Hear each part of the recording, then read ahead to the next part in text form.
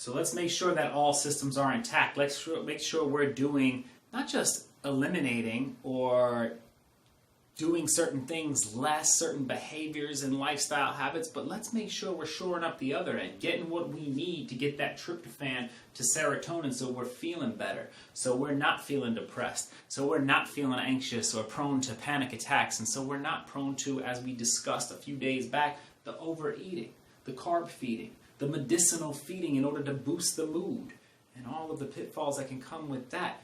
One of the main players in getting that tryptophan over to serotonin, as we have discussed, is B6.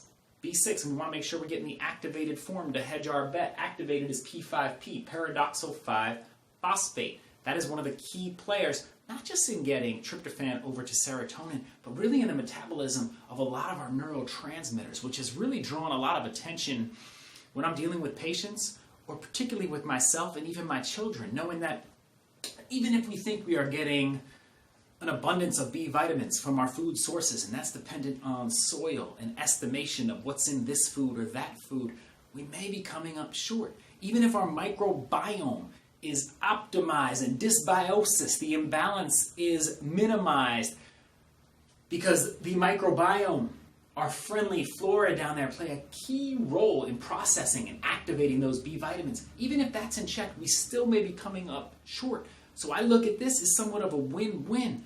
Add it in, cycle it in order to potentiate that conversion of things like we said, tryptophan to serotonin, the handling of dopamine. Even another one we have on here too, getting glutamate, an excitatory neurotransmitter, over to GABA, an anxiolytic, anti-anxiety, a calming neurotransmitter. B6 is involved in these. So we want to make sure we have B6, plays a crucial role, like we said, in neurotransmitter health. Just the B vitamins as a whole, it's been one that I've doubled back on, and like I said, added in personally. Involved intricately in mitochondrial health. If you look that stuff up, man, that is the essence of our being.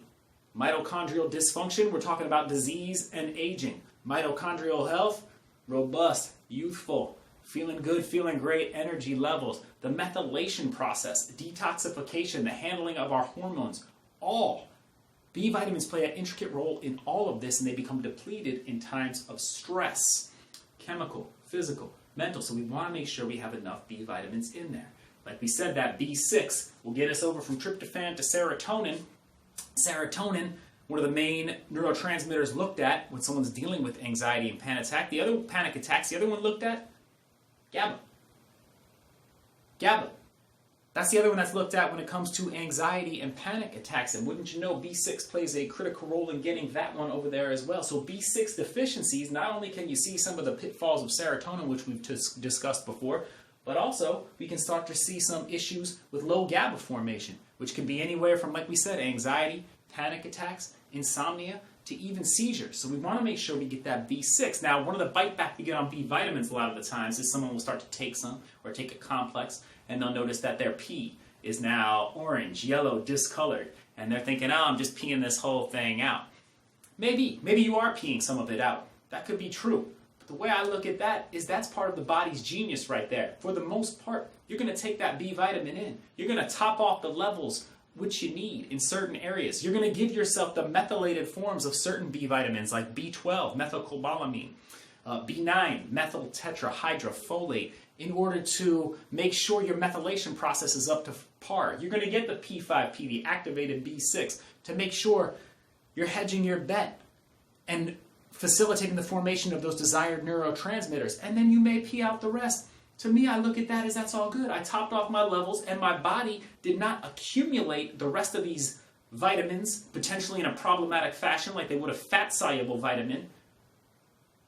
We excreted them. We urinated them out because it's a water-soluble vitamin. Use that to your advantage. Get that going. Get your B6 levels up. There's ways to check that, metabolites of it, to see if you're curious about it, what my B6 levels may be, and whether I want to add that or other B vitamins. But for the most part, to me, personally, I think it would be an advantageous step to add a B complex. If not an outright B complex, B6 for neurological health, neurotransmitter health, mental health.